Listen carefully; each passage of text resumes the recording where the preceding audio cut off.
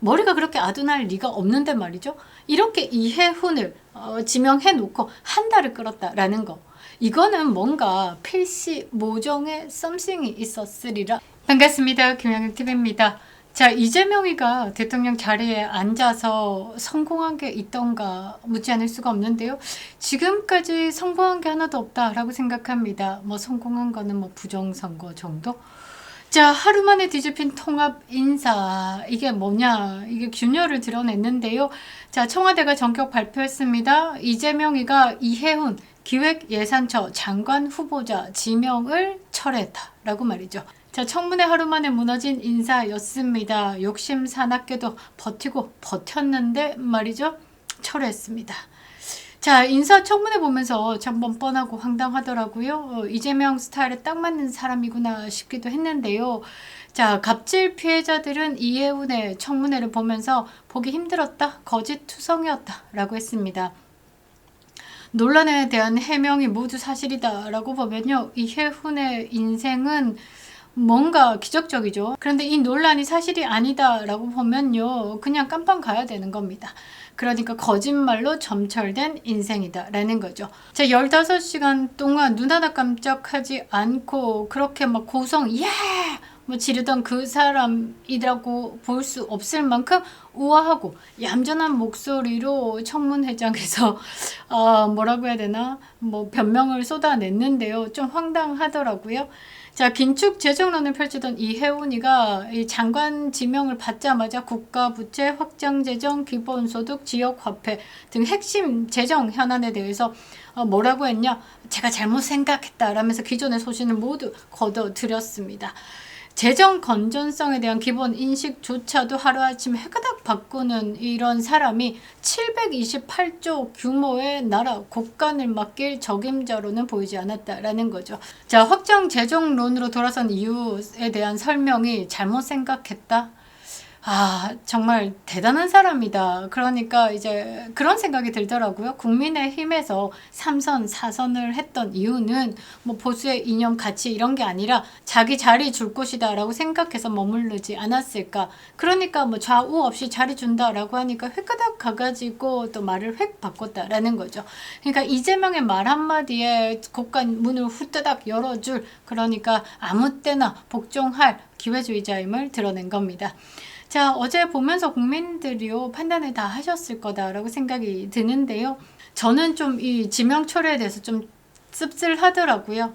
장관감도 안 되는 사람 당연히 내쳐지는 건 맞는데 왠지 이재명에게 노란한 그런 느낌도 들고요. 자, 뻔뻔한 이해훈이가 한 달을 넘게 버티고 버티면서 참 장관직 하나 받으려고 했는데 그 사이에 뭐 현주 누나 전화하지 않았겠습니까? 현지 누나 전화도 애써 피하지 않았을까. 그런데 이 지명 철회에 대해서 이 홍익표 정무수석의 말은 피할 수 없을 것 같습니다. 자, 끝났습니다. 뭐라고 했냐? 사회 각계 각층의 다양한 의견을 경청했고 국민적 평가를 유심히 살펴본 결과 지명을 철회하기로 결정했다. 자, 여기서 제가 가장 결정적인 문장이다라고 생각하는 건 뭐냐면요. 보수 정당에서 세 차례 국회의원을 지냈지만 국민 눈높이에 부합하지 못했다. 그러니까 까면 안 된다라는 거죠. 자, 이해훈을 왜 지목했을까? 청문회에서 실제로 제기된 구체적인 의혹에 대해서 여러분들에게 정리드리고요. 왜 이 철회가 불가피했는지 정치적 배경도 좀 살펴보겠습니다. 그리고 이 사건이 말해주는 이재명식의 통합의 실체. 이게 단순히 하루 만에 뭐 뒤집어진 인사가 아니다라는 거죠. 통합을 말하는 정권이 어떤 방식으로 여론을 관리하는지를 드러낸 장면입니다. 청문회장에서 폭발한 구체적인 의혹들 시작하겠습니다. 조댓구알 좋아요, 댓글, 구독과 알림 설정 부탁드리도록 하겠습니다. 멤버십 가입도 부탁드리도록 하겠습니다. 감사합니다. 청문회장에서 폭발했죠. 보수 정당에서 오랫동안 몸을 담았다라고 하지만 갑질과 의혹이 넘쳐나고 그리고 이게 상식적으로 뭔가 이해가 불가능한 사람이다라는 것 때문에라도 이 국민의힘 의원들은 폭발을 했는데요. 자, 이해훈과 관련된 청문회장에서 아주 구체적으로 의혹이 공개적으로 제기가 됐는데요. 자, 첫 번째, 자녀 부동산 특혜 의혹. 20대인데 수십억의 이 아파트를 마련을 했습니다. 자, 특정 주택 분양 과정에서요, 가점 그리고 자격 절차가 비정상적으로 유리하게 적용된 정황이 제기됐습니다. 이해훈의 남편이요, 2024년 7월에 서울 서초구의 고가 아파트 레미안 원 펜타스 청약에 당첨됐습니다. 그때 당첨될 당시에 가점이 74점이었는데요. 부양 가족 4명, 그러니까 이해훈, 그 다음에 아들 3명, 그 다음에 남편, 이렇게 5이 산다라고 해가지고 점수를 빵빵하게 받았습니다. 자, 근데 규칙상 이제 부양 가족으로 인정을 받으려고 하면 아들이 장가를 가면 안 됩니다. 미혼이어야 한다라는 거죠. 근데 여기서 이미 장남이요, 2023년 12월에 결혼을 했습니다. 그런데 2024년 7월까지 어떻게 미혼이었다라는 거죠. 그럼 미혼을 유지하면서 점수를 부풀렸다라는 의혹이 핵심이다라는 겁니다. 그런데 이해훈이가 이 청문회장에서 가족사를 언급하면서 다소 충격적인 해명을 내놨는데요. 뭐라고 했냐? 결혼 직후에 파경 위기였다. 그러니까 6, 7개월 동안 파경 위기였기 때문에 아들이 혼인신고를 하지 않았다라는 거죠. 그러니까 2023년에 12월에 결혼을 했는데 2024년 7월에 이 청약할 당시에 사이가 너무 안 좋아가지고 이 결혼식은 올리고 이 결혼을 미룰 생각을 하고 있었고, 고부 갈등이나 부부의 불화가 이 최악으로 치달았던 상황이었기 때문에 파경 위기였다라고 주장을 했습니다. 그래서 신고를 안 했다라는데요. 그러면서 여기에 아주 며느리를 욕이 튀어나올 정도로 나쁜 며느리로 만들더라고요. 아들이 정신적인 충격을 받아가지고 질환까지 있어가지고 부모님 집에 머물 수밖에 없었다. 결혼식하고 부부가 따로따로 살고 있었다라고 말을 한 거죠. 그런데 공교로운 타이밍이 터졌습니다. 자, 2025년 11월에 혼인신고를 합니다. 청약 당첨 이후다라는 거죠. 자, 이거는 뭐냐? 청약 가점을 위해서 고의로 혼인신고를 미룬 전형적인 위장 미혼이다라고 밖에 볼 수 없다라는 거죠. 자, 그리고요, 장남이 세종에서 직장 생활을 하고 있었습니다. 청약 당시에 서류상에 서울 부모님 댁에 거주하고 있었는데, 자, 세종에서 서울 집까지 뭐 타고 다녔냐라고 하니까 버스 타고 다녔다라고 말했는데요. 이것을 증명할 교통카드 내역 그리고 실거주 증거를 제출하지 못했습니다. 이건 100% 위장 전입이다라고 밖에 볼 수 없죠. 가정 불화다라는 사생활까지 꺼내들면서 아들의 위장 미혼을 방어했는데요. 수십억 시세 차익이 걸린 청약 타이밍과 맞물린 혼인 미신고는요, 국민 상식으로 사실 납득하기 어려운 건 맞습니다. 자, 그리고 두 번째, 병역인데요. 자, 병역 서류의 신뢰성과 판정 과정에 대해서 질의가 집중됐습니다.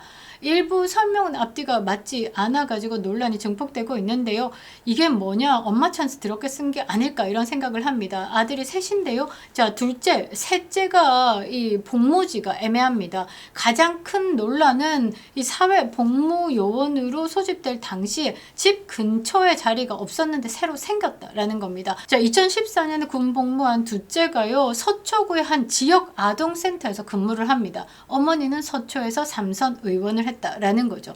그런데 문제는 해당 센터가요, 설립 이후에 단 한 번도 사회복무요원을 받은 적이 없습니다. 그런데 둘째가 군대를 갈 그 시점에 2014년에 처음으로 자리가 만들어진다라는 거죠. 그리고 그 당시에 배정 인원은 딱 1명이었다라는 겁니다. 한 번도 자리가 없던 자리에 갑자기 자리가 생기고 딱 1명 자리가 생겼는데 그 자리에 이해훈의 둘째 아들이 쏙 들어갔다라는 거죠.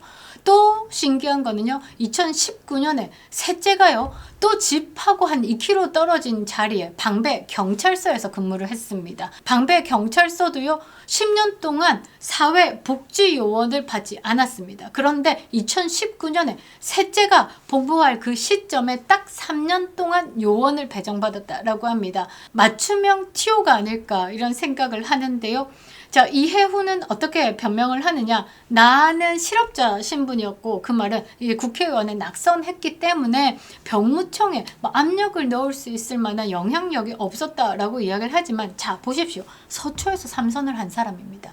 소초에서 빵구 좀 낀 사람이다 라는 거죠. 그런 사람이 낙선 뭐 이 여부와 상관없이 권력을 얼마든지 행사할 수 있다라는 거죠. 자, 두 아들이 복무를 시작하자마자 집 근처에 없던 자리가 생기고 복무가 끝나니까 자리가 사라졌다.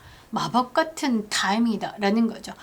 자, 그리고 이 입시를 건드렸습니다. 대한민국에요, 법전에는 없습니다. 근데 국민정서법이다 라고 하죠. 입시, 병역, 부동산 이 세 개는요 건드리면 안 되는 영린입니다.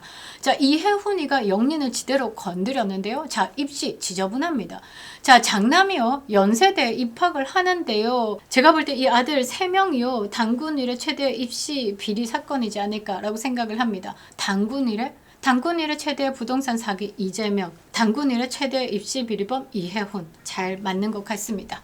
자, 장남은요 사회 기여자 전형으로 들어갔습니다. 이건 뭐냐? 이거는 조상 찬스를 했는데요. 할아버지가 김태호 전 내무부 장관입니다. 이 할아버지가 받은 훈장을 가지고 들어갔다라는 겁니다. 둘째는요 같은 대학교 이해훈의 남편이 연세대학교 교수입니다. 자, 그래서 둘째가 다자녀 전형으로 넣었는데 떨어지고요. 자, 셋째가요 특기자 전형으로 연세대학교에 들어갑니다. 그런데 이게 또 문제가 있는 게 뭐냐면 고등학교 시절에요 국회의원실 인턴 경력을 활용했다라는 의혹인데요. 이 국회의원실이 어디겠습니까? 어머의 국회의원실이다라는 거죠. 자, 그리고 조금 골 때리는 게 뭐냐면 이 첫째가 입학할 당시에 남편인 김영세 교수가요 연세대 교무부처장을 맡고 있었다라고 합니다. 교무처장이 어디입니까? 뭐 하는 곳입니까? 입학 행정에 영향력을 미칠 수 있는 위치입니다. 이거는 100% 이해충돌, 아빠 찬스 여부가 핵심 감사 대상이 될 수밖에 없습니다. 아빠가요 입학 행정처에 있었습니다. 없던 자리도 만든다라는 거죠. 그래서 뭐 사회 기여자 전형을 띵 만들었을 수도 있습니다. 자, 조국과 정경심은요 공문서 위조, 그러니까 컨트롤 C 컨트롤 V 해가지고 붙여가지고 가짜로 상장 만들었다라는 건데요. 이해훈은요 없던 자리를 만들어가지고 자녀를 꽂았다라는 것으로도 해석이 가능합니다. 그러니까 예를 들면 BTS 공연장에요 조국하고 정경심은요 이 위조 티켓을 만들어가지고 뒷구녕으로 이렇게 조민을 넣은 거다라고 하면요.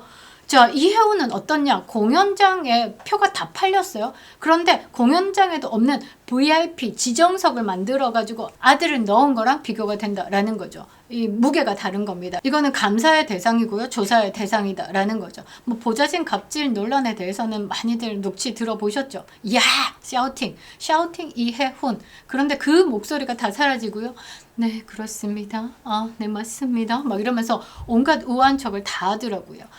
자, 감정적 지시, 폭언, 업무 고압성 이런 것들이 청문회장에서 소개되기도 했었고요. 더 골 때리는 건 뭐였냐면요. 삭발식이 한번 있었는데요. 그 삭발식에 대해서 전혀 정보가 없이 갔는데 그 자리에서 삭발을 강요당했다라는 또 제보도 터졌습니다. 자, 정책 전문성도 핵심 질의의 답변이 일관되지 않아서 전문성이 부족하다라는 평가가 여당, 야당 골고루 나왔습니다. 자, 이 모든 의혹이 조합되면서 청문회는 검증의 장이 아니라 뭐 전면적 리스크, 폭발의 장으로 변질되었다라는 거죠. 그래서 이재명도요 하루 만에 지명을 철회한 직접적 배경이 이것이지 않을까라고 생각을 합니다. 자, 이재명의 이 지명 철회, 단순히 문제가 커서 철회한 것이다. 실제 정치적 이유는 훨씬 더 구조적입니다. 통합 인사 의도는 이미지 소비였다라는 거죠. 보수 출신의 인사를 기용해가지고 나는 진영을 초월한 대통령이다라는 이미지를 만들려고 했지만 실질적 통합 기반이 없으니까 지지층도 반발하고 여론도 악화되고 후퇴를 반복하는 겁니다. 아니 뭐 사람만 국민의힘에서 들고 와가지고 통합이다라고 내세우면 뭐합니까? 근데 뒤로는 법안 자기들 마음대로 만들고 야당의 당대표가 단식을 하고 있는데도 얼굴 하나 비치지 않고 통합은 뭐냐? 그냥 민주당이 공정과 상식을 내걸면서 아주 불공정한 것처럼 그냥 갖다 쓰는 단어일 뿐이다라는 거죠. 이해훈의 지명에 대해서 굉장히 반발이 컸습니다. 그런데 그것을 한 달 동안 계속 끌고 왔죠. 이 정권에 대해서 더 타격을 키웠다라는 거죠. 여권 내부에서도 반대가 터져 나왔고요. 특히 중도층 여론이 급격히 악화됐습니다. 이재명의 지지율이요 한 90% 돼야 되는데 지금 한 60%에 머무르는 이유가 이것이지 않을까 우스갯소리가 있습니다. 겁니다. 자, 민주당의 지지층 안에서도 선 넘은 탕평이다, 배신감을 느꼈다라고 반발했습니다. 자, 정권이 위기에 몰릴 때마다 특정 인물을 던져가지고 위기를 끊는 방식이 반복되는 거. 그래서 이번에 이해훈을 희생양이지 않을까라는 해석도 있었습니다. 그러니까 이재명이가 환율 터지고 있죠. 관세 터지고 있죠. 전 세계적으로 부정선거 터지고 있죠. 김병기 터지고 있죠. 강선우 공천 비리 막 민주당이 막 터지고 있죠. 그러니까 이해훈 딱 던지면서 모든 이슈를 끌어들이게. 그러니까 전체적으로 이재명의 통합 전략, 뭐 그다음에 경제 이런 것 자체가 구조적 한계에 부딪힌 것이다 라고 보는 거죠. 결국은 뭐 이재명이가 내세운 대통합의 이미지는요, 그냥 이벤트에 불과했다라는 겁니다. 저는 이해훈의 이 모든 것을 다 쓰레기판이다라고 말하고 싶은데요. 제가 다음 영상에서 갑자기 김무성이가 나와가지고 국민의힘 공천이 문제다라고 이야기를 하는데요. 자, 이해훈이가 삼선 이거 어디서 공천 받았는지 아시죠? 이 공천의 또 비하인드를 또 이야기해드려야 될 것 같은데요. 다음 편 영상에서 다루도록 하겠습니다. 자, 이런 쓰레기 같은 사람을 대한민국의 곳간에 좌장으로 앉히겠다라고 말한 이 이재명이가 머리가 그렇게 아둔할 리가 없는데 말이죠. 이렇게 이해훈을 지명해 놓고 한 달을 끌었다라는 거. 이거는 뭔가 필시 모종의 썸씽이 있었으리라 봅니다. 그게 과연 어떤 썸씽이었을까? 저는 말이죠. 여기서 거론되는 이름에 김종인이가 떠오르고요. 한동훈이가 떠오릅니다. 지금 대한민국의 부패 세력은요, 좌우가 없습니다. 대한민국 재건을 위해서는요, 확실한 보수 정당으로 거듭나야 될 국민의 힘을 실어다 줘야 된다라는 거죠. 100만, 110만 많이 밀고 들어오셔야 됩니다. 당원가입 많이 해주시고요. 지금 장등록 체제를 버티게 하고 나갈 수 있게 해야지만 우리가 지방선거도 승리하고요. 이재명 정권도 끌어내릴 수 있는 겁니다. 여러분들의 빵빵한 지원 기다리고 있겠습니다. 김영은TV였습니다.